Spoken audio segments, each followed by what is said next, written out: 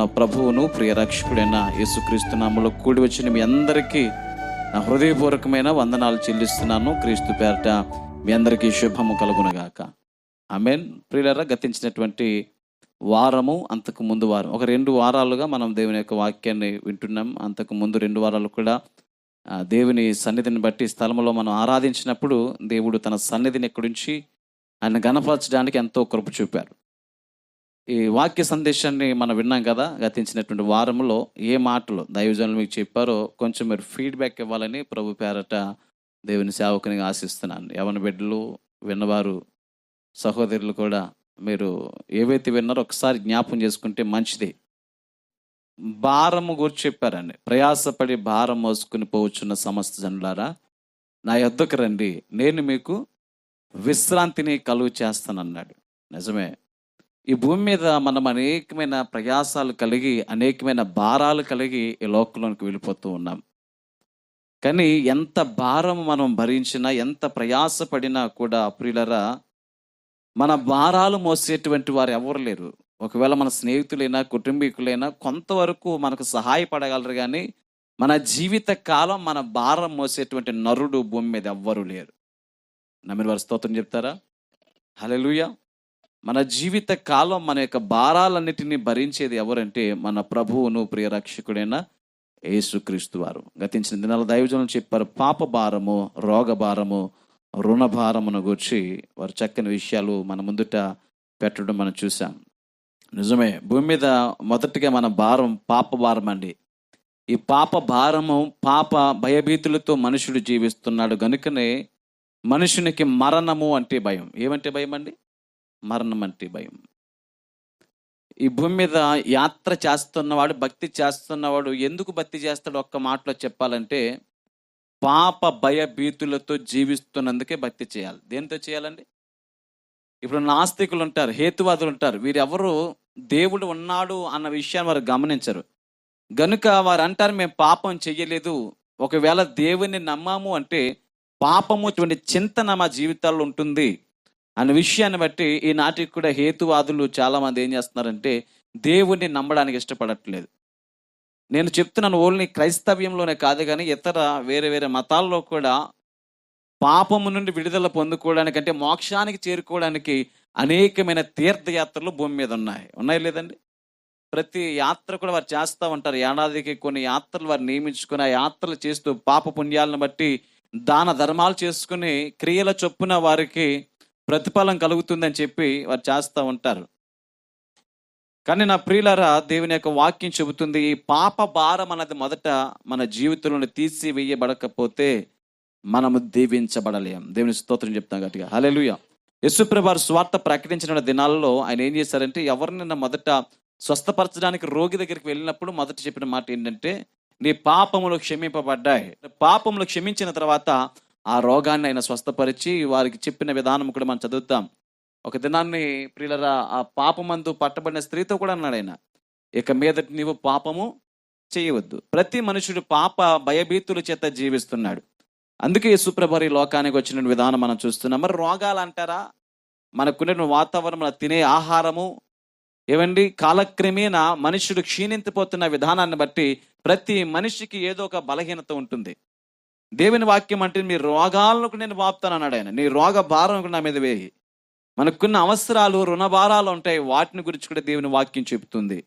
ఈరోజు పాప భారం అన్నది మన జీవితాల్లో తొలగించబడకపోతే ప్రియులారా, మనం మోక్షాన్ని, పరలోక రాజ్యాన్ని చేరుకోం.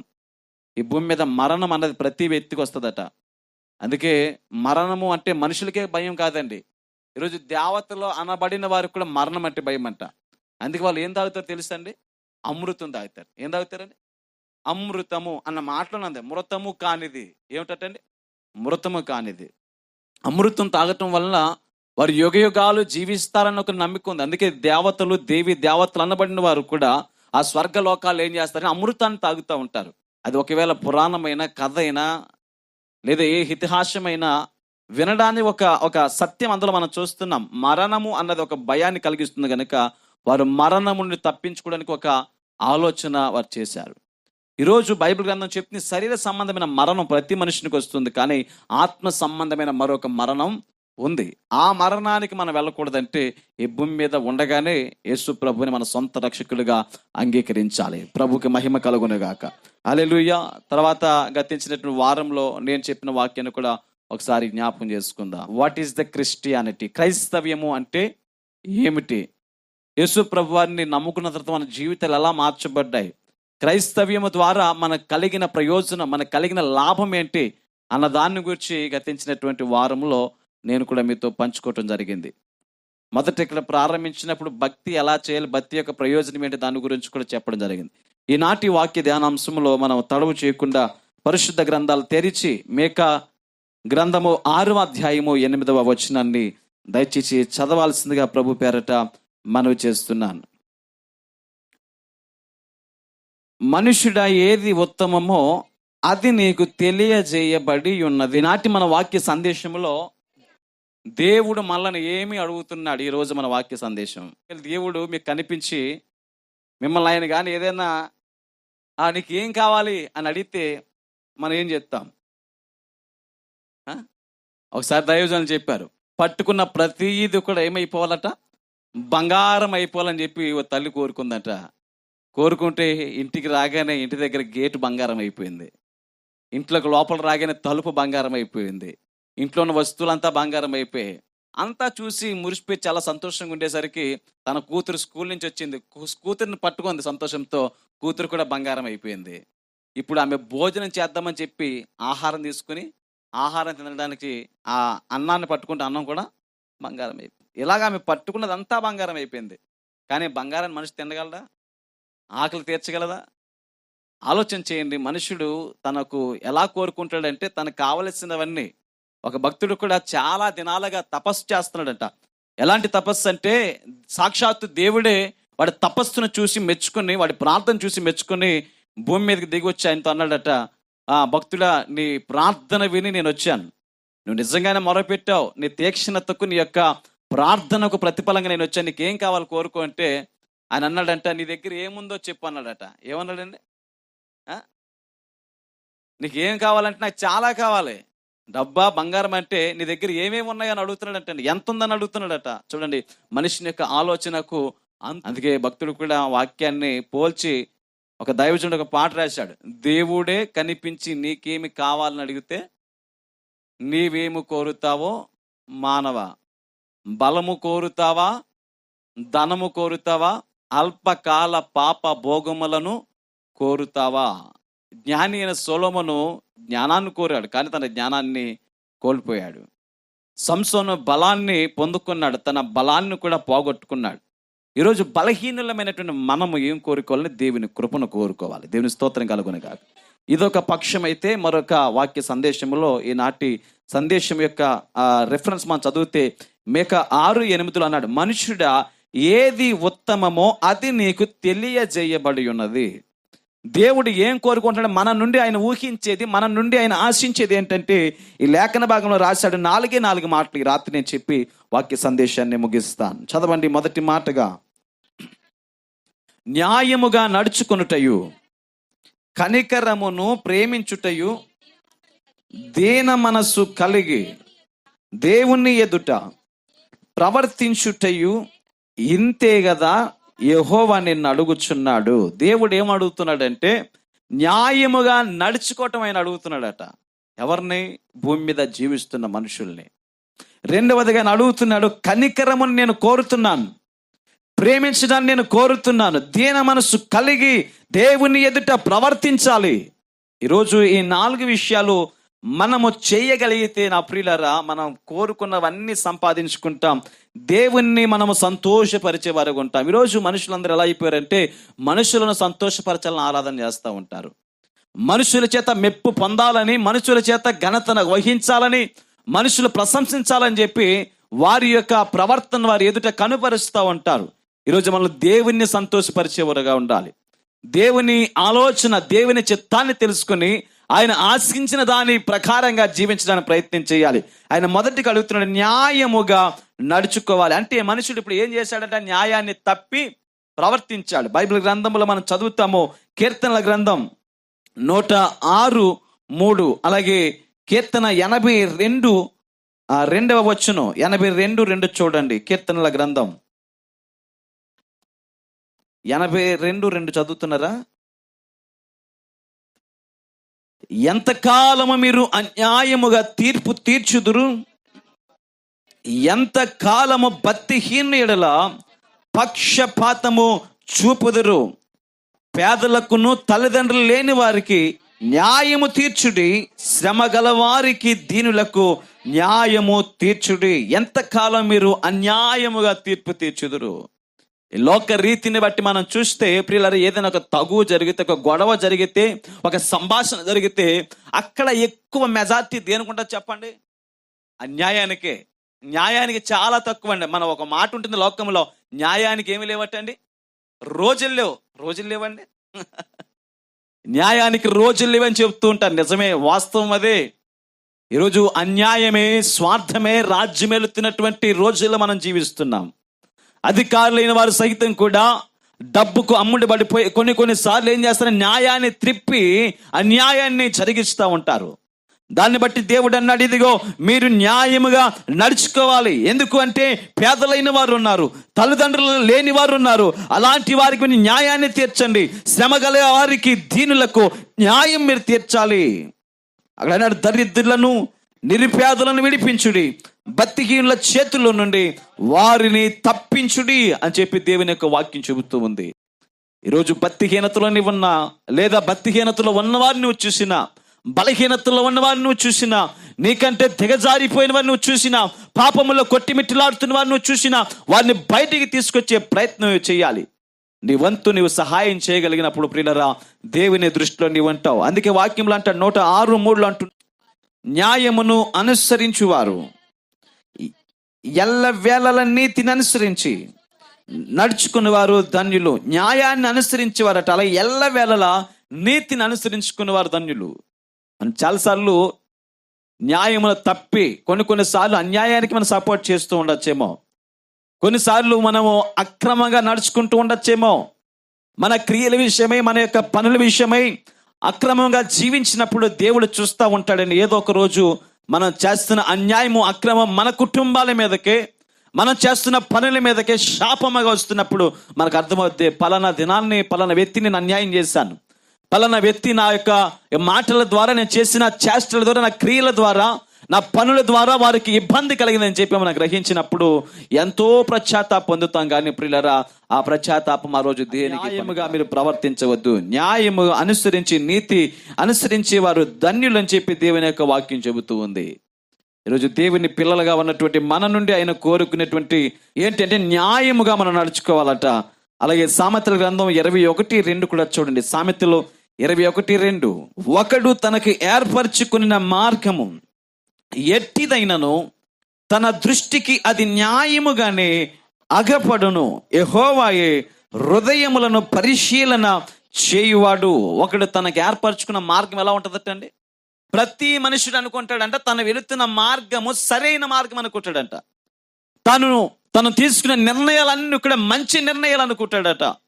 తను వెళుతున్న ప్రతి మార్గంలో కూడా నేను చేస్తుందే 100కి 100% అది రైట్ అనుకుంటున్నాడు. కానీ కొన్నిసార్లు అది తప్పవచ్చు. పెద్దల యొక్క అనుభవాలు మనం చూడాలి.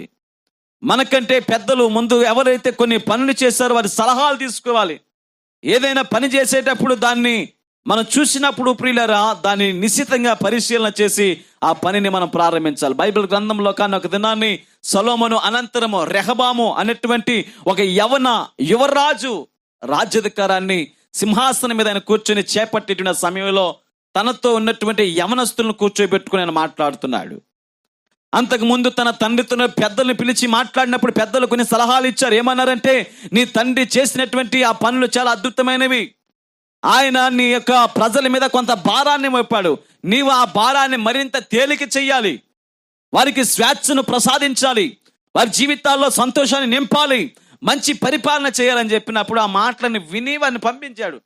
కానీ అప్పుడు తర్వాత మరొక నిర్ణయం తీసుకున్నాడు రెహబాము. ఎలాంటి నిర్ణయం అంటే, తనతో పాటు పెరిగిన యవనస్తుల యొక్క నిర్ణయాన్ని తీసుకొని వారి నిర్ణయాన్ని ఆయన విన్నాడు. వారు అన్నారంట, నీవు నీ తండ్రి చేసినటువంటి పనుల కంటే నీ తండ్రి నీ ప్రజల మీద పెట్టిన భారం కంటే ఎక్కువ భారం నీవు ప్రజల మీద మోపాలి. ఒకవేళ ప్రజలకు నీవు స్వేచ్ఛను ప్రకటిస్తే, స్వతంత్రంగా తిరగనిస్తే, వారిని లెక్క చేయలేని రాజ్యానికి వారు లోబడి జీవించరు. కాబట్టి నువ్వేం చేయాలంటే వారు నీ గుప్పిల్లో నీ యొక్క హస్తగతం అయిపోవాలి, నీ యొక్క చేతి క్రింద వారు జీవించాలి అని చెప్పి వారిని నీ మాట వినేటట్లుగా నీ వైపు త్రిప్పుకోవాలని చెప్పి ఆ యవనస్తులు ఎప్పుడైతే సలహా ఇచ్చారో, ఆ యవనస్తులు అనుభవము లేని యవనస్తులు, దేవుని యొక్క వాక్యం అంటుంది యవనులు తప్పక తొట్టిల్లుదురు. కాబట్టి యవన ప్రాయములో ఉన్నవారు ఏం చేయాలంటే మొదటగా మన పెద్దల మాటలు వినాలి, పితరుల మాటలు వినాలి, తల్లిదండ్రుల మాటలు వినాలి, అనుభవజ్ఞులైనటువంటి సేవకుల మాటలు వినాలి. ఆ రోజు తన తండ్రితో ఉన్న పెద్దల మాటలు కొట్టివేసి ఈ యవనుడు తనతో పాటు పెరిగిన అనుభవము లేని ఆ యొక్క యవనస్తుల మాట విని రాజ్యాన్ని ఆయన పరిపాలిస్తున్నప్పుడు ఎన్నో అభ్యంతరాలు అక్కడ వ్యక్తమయ్యాయి. వారి హృదయాలు నొచ్చుకున్నాయి. వారి స్వేచ్ఛానుసారముగా స్వతంత్రముగా జీవించాలనుకున్న ప్రజలకు సరైన సంతోషము ఆ రాజ్య పరిపాలనలో కనబడలేదు. ఈయన అనుకున్నాడు తను ఏర్పాటు చేసుకున్న మార్గము మంచిది, గొప్పది, న్యాయపరమైనది అనుకున్నాడు. మనం కూడా చాలాసార్లు మనం ఏర్పాటు చేసుకున్న మార్గాల్లో వెళుతున్న ఆ యొక్క ప్రయాణాల్లో మనం చేస్తున్న తలంపులు, ఉద్దేశాలన్నీ కూడా ఒకనొక సమయం మనకి ఏమనిపిస్తాయి అంటే న్యాయంగానే కనిపిస్తాయి. కానీ అది తప్పు అని తెలిసినప్పుడు దాన్ని మనం ఒప్పుకోవడానికి చాలా కష్టపడుతూ ఉంటాం.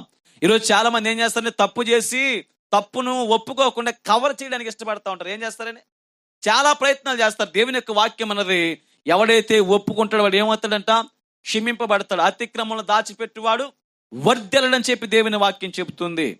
దేవుని దగ్గర మనకు దొరికేటి అతి శ్రేష్టమైనటువంటిది ఒకటి ఉందండి, క్షమాపణ. ఏమిటండి? క్షమాపణ. ఈరోజు మనం క్షమింపబడ్డాము గనుకే ఆయన చేత ప్రేమింపబడుతున్నాం. ఆ ప్రేమ కలిగిన దేవునికి క్షమాగుణం ఉంది. అందుకే మనం ఎన్ని అతిక్రమాలు చేసినా, ఎంత అక్రమంగా జీవించినా మన జీవితాల్లో దేవుని యొక్క సమాధానం ఏలుతూ మనం జీవిస్తున్నాం. రెండవ మాట మనం చదువుతున్నాం, కనికరము అన్నాడు. లోకాసు వార్త 6:36 లోకాసు వార్త 6:36 త్వరపడి చూడండి. కాబట్టి మీ తండ్రి కనికరము గలవాడు, మీరును కనికరము గలవారై ఉండుడని యేసుప్రభు చెబుతున్నారు. మన తండ్రి ఎలాంటి వాడటండి? కనికరము గలవాడు. ఈరోజు కనికరం మన జీవితాల్లో ఉండాలండి. ఎవరైనా మన ఇంటికి వచ్చి ఏదైనా సహాయాన్ని కోరితే, మేలు చేయగలిగినటువంటి స్థితిలో నీవు ఉంటే, సహాయం చేయగలిగిన స్థితిలో నీవు ఉంటే, 10 రూపాయల వరకు సహాయం చేయగలిగిన స్థితిలో నీవు ఉంటే ముఖము చాటేయకుండా వారికి ఇవ్వాలి. ధర్మశాస్త్రంలో ఒక మాట ఉంటుంది, నీ రక్త సంబంధికి నీ ముఖాన్ని తిప్పకూడదట. వారు ఏ అక్కర్లో ఉండి నీ ఇంటికి వస్తారో, ఎటువంటి కఠినమైన శ్రమలో ఉండి నీ ఇంటికి వచ్చి అక్క నాకు ఇది అవసరం, అన్నా నాకు ఇది అవసరం అని చెప్పినప్పుడు చేయగలిగిన స్థితిలో ఉండి మనం చెయ్యకపోతే ప్రియులరా నిజంగా ఆ దేవుని దృష్టిలో ఉండడం వాక్యం అంటుంది కదా, అలా ఎవరైతే చేస్తారో వారు మేలును అనుభవిస్తారట. కనికరము మనిషిని యొక్క జీవితంలో చాలా ప్రాముఖ్యమైనది. యాకోబు రాసిన పత్రిక 2:13 కూడా భక్తుడి మాట అంటున్నాడు, కనికరము చూపనివాడు కనికరము లేని తీర్పు పొందును, కనికరము తీర్పును మించి అతిశయ పడును. ఒకవేళ ఆయన నిన్ను అక్కడ తీసుకువెళ్ళిన తర్వాత నువ్వు భూమి మీద ఉన్నప్పుడు నీ అన్నదమ్మునికి కష్టములు ఉన్నప్పుడు ఏ సహాయం చేయలేదు, నీ దగ్గర ఆ రోజు డబ్బులు ఉన్నాయి కానీ నువ్వు సహాయపడలేదు, వారు అంతా తిరిగి అన్ని వ్యాధులు చెందిన తర్వాత వారు ఎటు పోలేని పరిస్థితుల్లో చాలా దుఃఖపడ్డారు. అలాంటి సమయంలో వారికి సహాయం చేయలేదు గనుక ఈ రోజు నీ మీద కూడా నువ్వు చేసిన తప్పిదాలను బట్టి ఒక నేరం మోపవలసిందని చెప్పి దేవుడు నిన్ను శిక్షించడానికి కూడా ఆ రోజు అవకాశం ఉండొచ్చు. కాబట్టి కనికరము లేని వారికంట కనికరము లేని తీర్పు తీర్చబడుతుంది. కాబట్టి ప్రియులారా, మన తండ్రి కనికరము కలిగిన వాడు కనుక మనం కూడా ఎలా ఉండాలట? కనికరము కలిగిన వారిగా ఉండాలి. మన ఇంటికి ఎవరైనా ఒకవేళ వస్త్రాలు లేకుండా ఎవరైనా వస్తే, వస్త్రాలు కావాలని అడిగితే ఒక జత బట్టలు ఇచ్చినంత మాత్రాన మనకు పోయేదేముందండి? లేదు. మన దైవజనులు మా నాన్నగారు వారు మంచి ఆరోగ్యంగా ఉన్నప్పుడు పరిచయం చేస్తున్న దినాల్లో ఆయన ఎక్కడికైనా వెళితే ఒక బ్యాగులో 2-3 జతలు బట్టలు పట్టుకుని వెళ్ళేవారండి. ఆయన 2-3 జతలు బట్టలు పట్టుకుని వెళ్ళినప్పుడు అక్కడ ఎవరైనా రైల్వే స్టేషన్లో కానీ బస్ స్టాండ్లో కానీ ఎక్కడైనా కనిపిస్తే వారికి ఒక జత బట్టలు ఇచ్చి, ఈయన దగ్గర ఒక 20-30 డబ్బులు అంటే వారి చేతిలో పెట్టి వారి కొరకు ప్రార్థన చేసి ఆయన తన ప్రయాణంలో వెళ్ళిపోయేవాడు. అంటే వారికి బట్టలు ఇచ్చినంత మాత్రాన మనకు పోయేదేం లేదు, కానీ వారు ఆ దిగంబరులుగా ఉన్నప్పుడు వారిని కొంతగా మనం ఆదుకున్న వారం అవుతాం మన యొక్క స్తోమతను బట్టి. ఈరోజు దేవుడు మనందరికీ ఎటువంటి లోటు లేకుండా 3 పూట్ల ఆహారం ఇస్తాం. చెప్పండి, ఇక్కడ 3 పూట్ల భోజనం చేయకుండా ఉన్నవారు ఎవరు ఉన్నారండి? లేరు.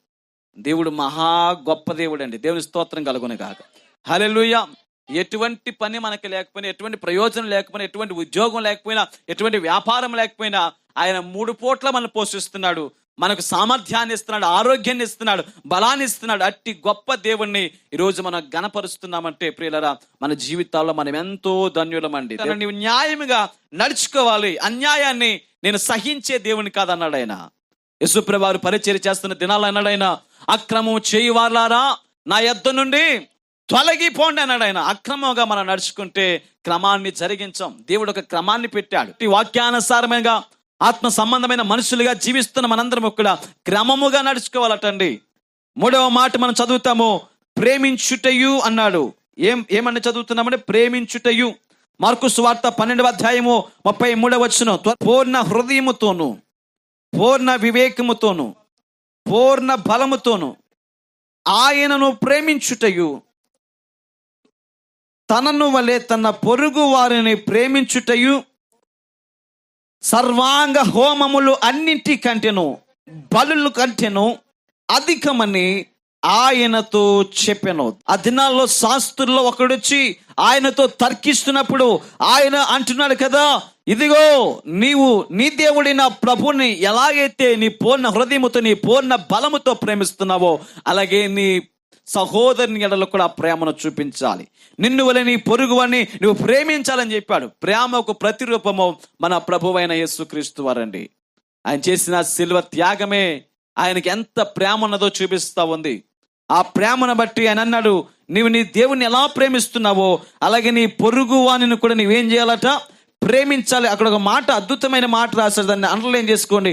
ఒకడు తన్ను వలె తన పొరుగు వాడిని ప్రేమించుటయు సర్వాంగ హోమములన్నిటికంటే బలులన్నిటికంటే అధికమని ఆయనతో చెప్పాను. అనేకమైన బలులు ఆచారాలు ఆ దినాల్లో ఉన్నాయి. ఆ దినాల్లో దేవుని యొక్క ఆలయాన్ని సమీపించాలంటే, ప్రత్యక్షపు గుడారం దగ్గరికి వెళ్ళాలంటే ఏడాదికి ఒక్కసారి ప్రతి వ్యక్తి తను చేసిన పాపాలను బట్టి ఒక బలి పశువుని తీసుకుని వచ్చేవారు. ఒక గొర్రెని కానీ మేకను కానీ ఒక ఎద్దుని కానీ తీసుకుని వచ్చి వారు అనేవారని, ఈ ఏడాది చేసిన పాపాలన్నిటిని కూడా ఈ గొర్రె తలపై నేను పెట్టానని చెప్పి దాని మీద ప్రమాణం చేసి దాని మీద తల మీద చేయి పెట్టి వారు అనేవారంట, ఇదిగో నా పాపాలకు ప్రతిగా ఈ గొర్రె బలైపోతుందని చెప్పి దాన్ని అప్పగించి మందిరములో దాన్ని విడిచిపెట్టి వెళ్ళిపోతే అక్కడ ప్రధాన యాజకులు దాన్ని ఖండించి దాని రక్తాన్ని కరుణాపేట మీద మందసం దగ్గర తీసుకుని వెళ్ళి అక్కడ ప్రోక్షించి వారి పేరట వారు ఏం చేసేవారంటే ప్రార్థనలు జరిగించేవారు.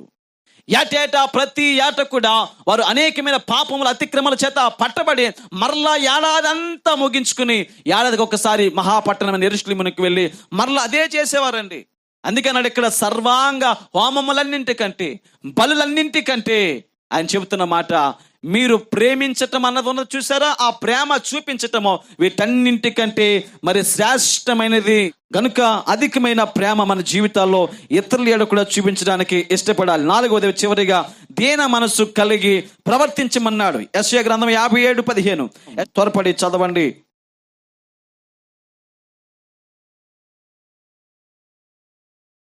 57వ అధ్యాయము 15వ వచనం, మహాగణుడును మహోన్నతుడును పరిశుద్ధుడును నిత్య నివాసి అయిన వాడు ఇలాగు సెలవిచ్చుచున్నాడు, నేను మహోన్నతమైన స్థలములలో నివసించువాడను, అయినను వినయము గల వారి ప్రాణమును ఉజ్జీవింప చేయుటకు, నలిగిన వారి ప్రాణమును ఉజ్జీవింప చేయుటకును, వినయము గలవారి యొద్దను దీన మనస్సు గలవారి యొద్దను నివసించుచున్నాను. ఎవరి దగ్గర నివసిస్తాడట ఆయన?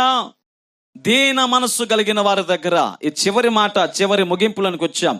4 మాటలు ఈ రాత్రి ఈ వాక్య సందేశంలో మనం వింటున్నాం.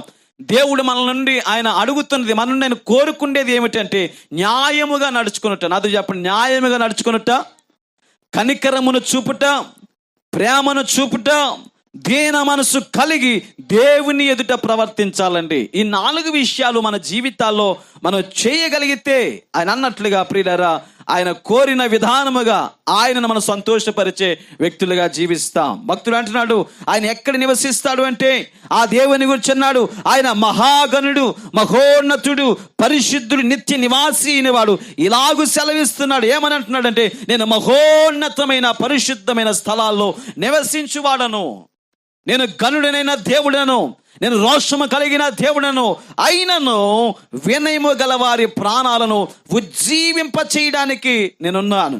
నలిగిన వారి ప్రాణాన్ని ఉజ్జీవింపజేసే దేవుడను, వినయము గలవారి యొద్దను, మరొక మాట చివరిగా చదువుతున్నాము, దీన మనస్సు గలవారి యొద్దను నేను నివసించుచున్నాను. ఈరోజు దీన మనస్సు అనే వస్త్రము మనం ధరించుకోవాలని చెప్పి భక్తుడు చెబుతున్న మాట పేతురు రాసిన మొదటి పత్రిక 5:5 చూడండి.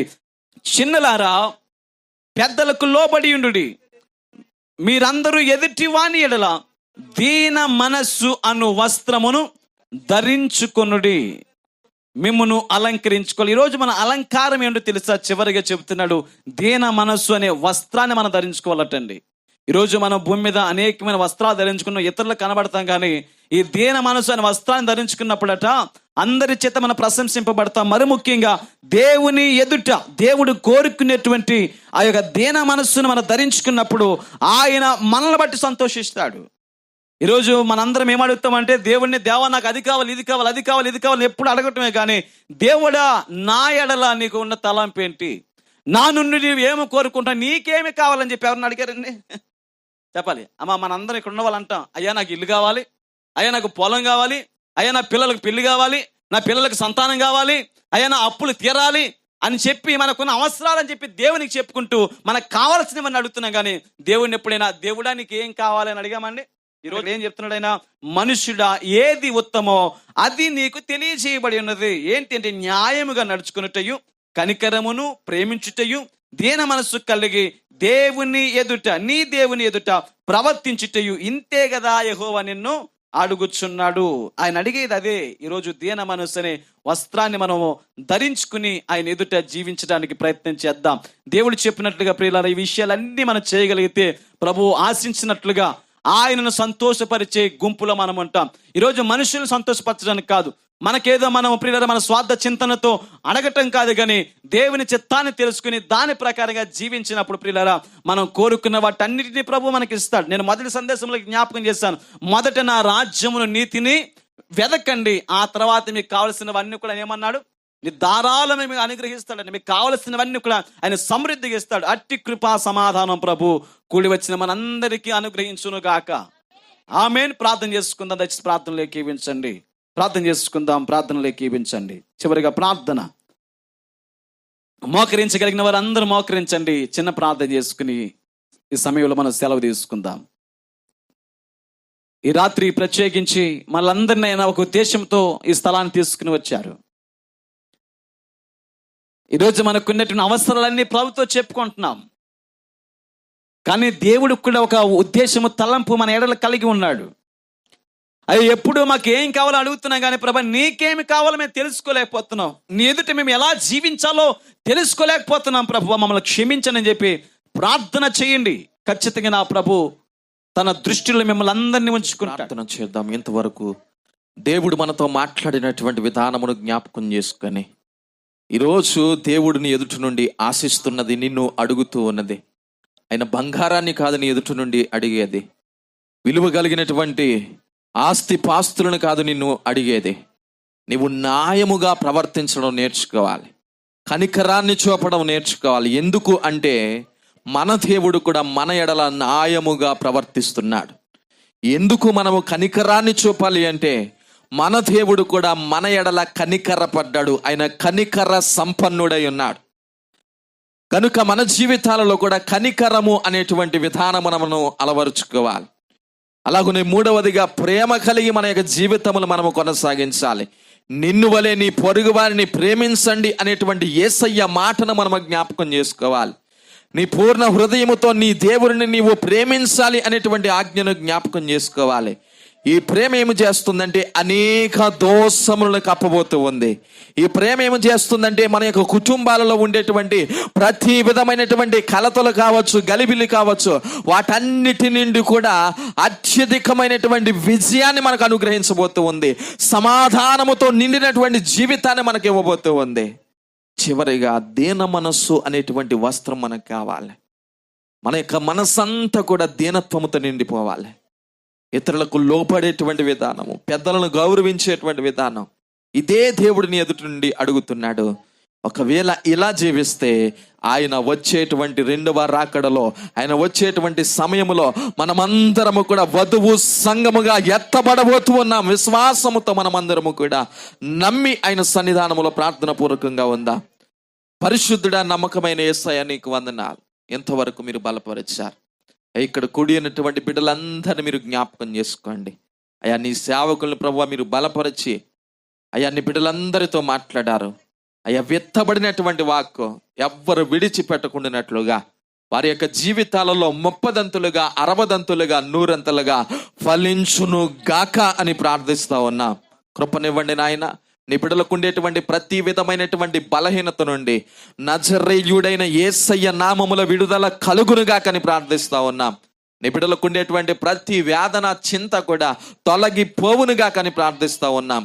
ఈ పరిచర్య ఈ గ్రామం అంతటికి ఆశీర్వాదకరముగా ఉంచండి. ఇక్కడ కూడినటువంటి బిడ్డలందరికీ ఆశీర్వాదకరముగా ఉంచండి అయ్యా. చక్కగా వాక్యములు వారు నేర్చుకోవడానికి, ప్రార్థించడానికి ఇది కేవలము ప్రార్థనా పరిచర్యగా ఉండుటకు ప్రభువా మీరు కృపను అనుగ్రహించమని ఈ రాత్రి కూడినటువంటి బిడ్డలందరినీ చేతులకు అప్పగిస్తున్నాను. వారికి చక్కటి దర్శనాలు ఇవ్వండి అయ్యా. చక్కటి కళలు ఇవ్వండి నాయన. వారు చేస్తున్న ప్రతి ప్రార్థనలు ఆలకించండి. ఆశ కలిగిన ప్రాణము తృప్తిపరచబడినట్లుగా మేలుతో నీ బిడ్డల యొక్క హృదయాలు తృప్తిపరచబడును గాక అని ప్రార్థిస్తూ ఉన్నతుడైన యేసయ్య నామమును బట్టి ప్రార్థన మనములు అడిగి వేడుకొనుచున్నాము తండ్రి.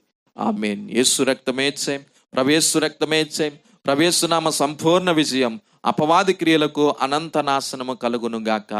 ఆమేన్. మన తండ్రి అయిన దేవుని ప్రేమ, కుమారుడైన యేసుక్రీస్తు వారి కృప, పరిశుద్ధాత్మ దేవుని యొక్క అన్యోన్య సహవాసము, కాపుదల, సన్నిధి ఇక్కడ కూడి ఉన్న మనకు, మన యొక్క కుటుంబాలకు, సకల పరిశుద్ధులకు ఎల్లవేళలా తోడయ్యుండి నడిపించి ఆశీర్వదించును గాక.